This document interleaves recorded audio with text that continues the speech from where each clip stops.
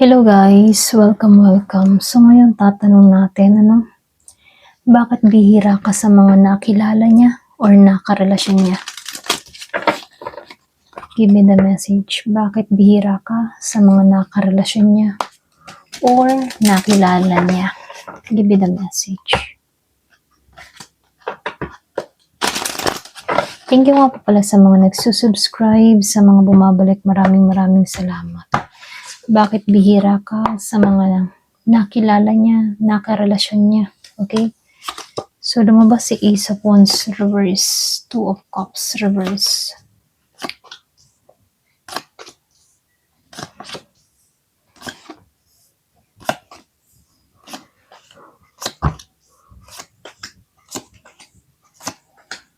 Ooh. So, dito, meron akong nakita dito na Scorpio, Cancer, Pisces, Aries, Leo, Sagittarius, Gemini, Libra, and Aquarius, Virgo, Capricorn, Taurus.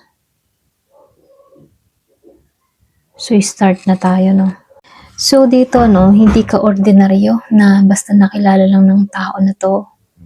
Ikaw yung turning point niya. So, dito, sa Ace of Wands reverse, may simula sana kayo dito pero hindi natuloy ng tama. Ibig sabihin, hindi katulad ng iba.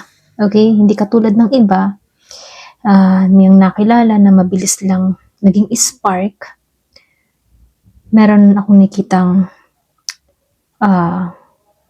yung bang tipo na hindi katulad ng iba na mabilis lang mag-spark tapos bigla ding nawawala, then black agad, hindi ka ganon. So, nakikitaan ko dito, meron akong nakitang hindi naging tama yung timing sa inyong dalawa. Or pwede rin isa sa inyo hindi pa ready sa connection. Kaya dito, kaya kabihira, kasi sa umpisa pa lang, nagkaroon siya ng attraction sa'yo. Okay? Kumbaga, malakas yung attraction ng taong ito sa'yo. So, dito, sa Two of Cups, yung iba sa inyo, nakikitaan ko dito, hindi kayo nag-align or hindi nag-align yung connection nyo dito. Emotionally. May potential sana, pero hindi kayo nagtugma. Iba ka dahil yung mga tipong hindi naging madali yung connection ninyo dito. Hindi instant mutual yung nangyari. So, nakikitaan ko lang din dito, yung iba sa inyo, hindi niya nakuha yung emotional satisfaction sa'yo. Hindi niya alam kung paano, okay? Merong kulang sa fulfillment dito sa Nine of Cups. Iba ka dahil itong taong ito, hindi ka niya na-control or nakuha emotionally tulad ng iba. Yun yung kaibahan mo. Kaya lang dito sa Three of Wands upright, nakikita ka ng tao nito bilang future or malayo yung potential. Hindi ka pang short term. Iba ka kasi pang long term ka. Sa paningin niya, ha? So, nakikitaan ko lang din dito, itong Four of Pentacles. Ito yung nakakapanghinayang kasi pinakawalang kanya. Napilitan siyang mag-let go dito. Hindi kanya nahawakan. Iba ka kasi ikaw yung hindi niya na-keep. Hindi kanya napanghawakan, So, lumalabas dito sa Two of Swords reverse. Meron itong mga desisyon na ginawa tungkol sa'yo at hindi yun madali. Pinili ng tao na to na harapin yung katotohanan. Iba ka kasi pinilit mo siyang magdesisyon, hindi tulad ng iba na neutral lang. So, dito, sa Wheel of Fortune reverse, meron kasing wrong timing na nangyari sa inyo. Parang kahit gusto niya, hindi niya ma-align yung tadhana. Kaya dito, meron siya mga tanong. Okay? At ikaw yung iba sa mga nakarelasyon niya kasi meron siyang tanong na ano kaya kung kami?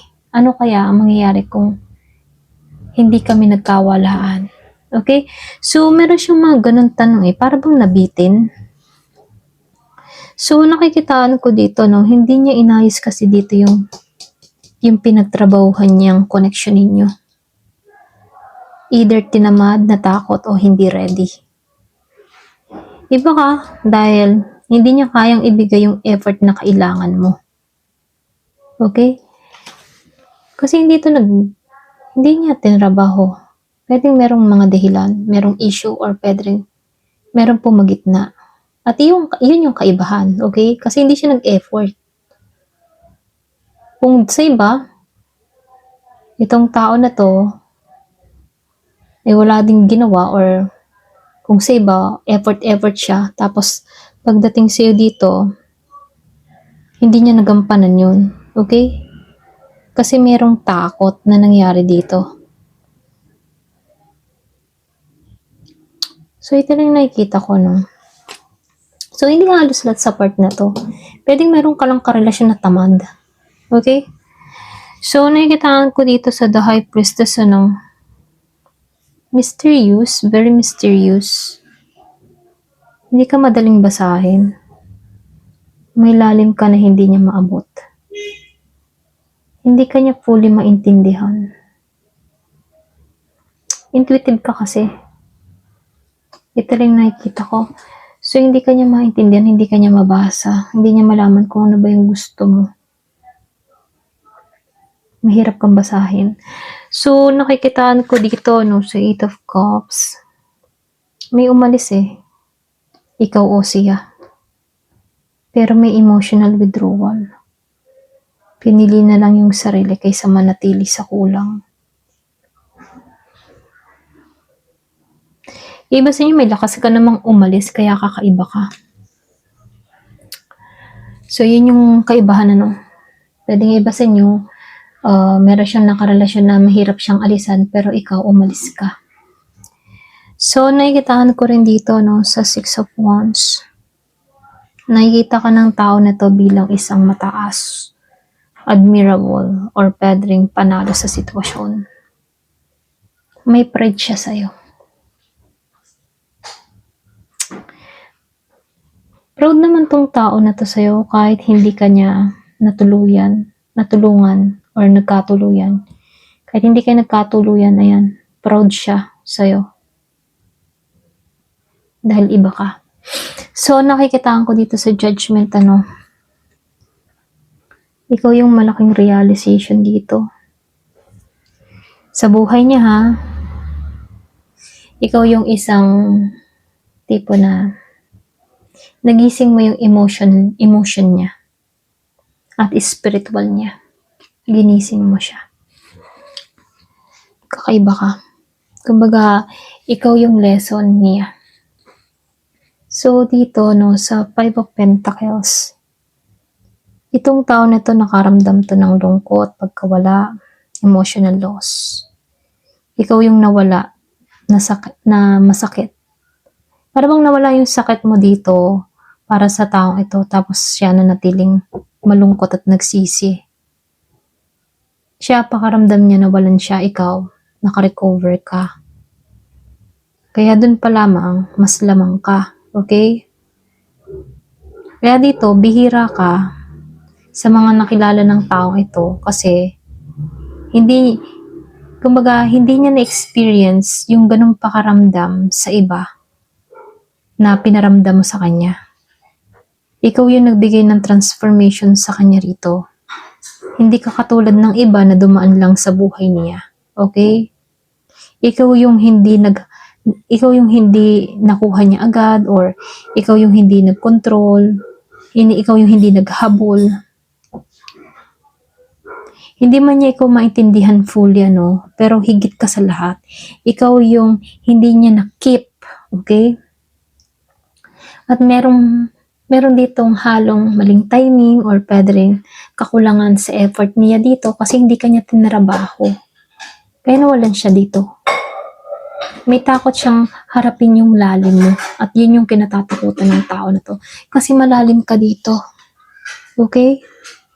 Pero sa dulo, no, ikaw yung nag-iwan ng marka sa kanya rito. Ikaw yung sana, okay? Kumbaga ikaw yung sana na iba, okay? I mean, yung bang tipo na ikaw yung hindi niya makalimutan kahit wala na kayo. Ganon, okay? Ayan, ito lang nakikita ko. So, ikaw yung talaga nagbigay ng marka sa tao ito. Ayan, hanggang dito na lamang po. Thank you for watching. Love and peace.